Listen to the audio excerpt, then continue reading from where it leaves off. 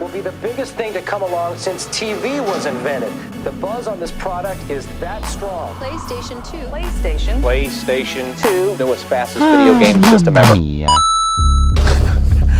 Yo, we need to stop messing with Nintendo, or else they're going to delay the Switch 2. I'm a cat. Okay, so we all know Nintendo wants to be the highest selling console of all time, and for the longest, we thought they could get there. But then, right before Jim Ryan left PlayStation, he left Nintendo one tiny little present, which is that Jim Ryan actually confirmed that the PlayStation 2 actually sold 160 million units and not the lower number that we thought they sold, which means that Nintendo is still 15 million units away from that record. Now, can Nintendo even beat the record? Because again, you gotta keep in mind, the reason why Sony has that record is because the PlayStation had one secret weapon, which was it was the best DVD player at the time, so most people bought the PS2 to have a DVD player.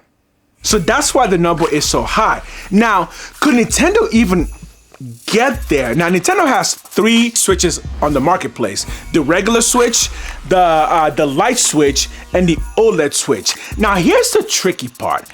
I think that if Nintendo wants to go after this record, they're going to do it using the Switch Lite, because that is the one that is the most portable of the Switches, and that's the one that's really meant for mass marketing for anybody who just wants to have a gaming device on the go. So yes, if they go after the record, that is one way that they will do it.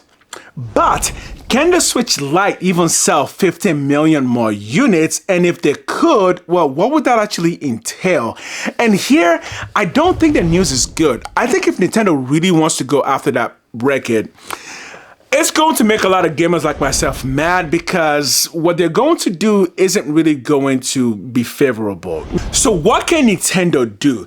Okay, so they could, in theory, just drop down the price of the Switch Lite just to make more people buy it.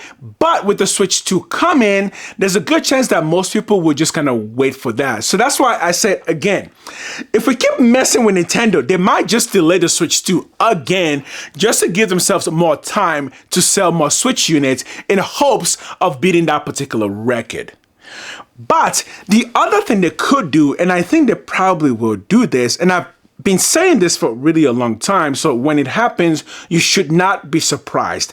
I think Nintendo is going to keep marketing the Switch 1 alongside the Switch 2 for at least the next 2 to 3 years, which means that I believe every game that comes out on the Switch 2 for the next 2 to 3 years will also come out on the Switch 1 in hopes that they can get a few more of those consoles out there. This would be a really bad idea. I really hope Nintendo doesn't do this, but we all know that this is Nintendo, and they will do that. Again, if we keep messing with Nintendo, they're going to just do something crazy like that just to show us that they are Nintendo and they can do whatever they want. So rumors right now is that the Switch 2 will come out sometime next year. But again, keep in mind, we don't know when next year. We don't even have any time period in mind. It could be the beginning of the year, or it could be the end of the year. And 15 million units left of the Switch to sell. Where would that even come from? See, here's the thing. When it comes to the Switch is the #1 console when it comes to multiple Switch units in a household. Unlike traditional consoles like the PS5, the Xbox, most people only have one of them in their homes. However, when it comes to the Switch, most people actually have multiple Switches in their home, because the Switch is that kind of device where you can have one for the main bedroom and also have Switch Lites for the kids. And again, this is where I say that the Switch Lite might be the best angle if they really want to go after that record, because the Switch Lite is meant to be a device that you just give to people all over the place. Meaning that if Nintendo wanted to, they could discontinue the original Switch and the OLED, but leave the Switch Lite available for those who want something on the go. That's what the Switch Lite was meant for to begin with. So if they're trying to sell 50 million more units, the Switch Lite is really the best way to get there. But guys, do we really think there's 50 million more people who want to buy a Switch at this point?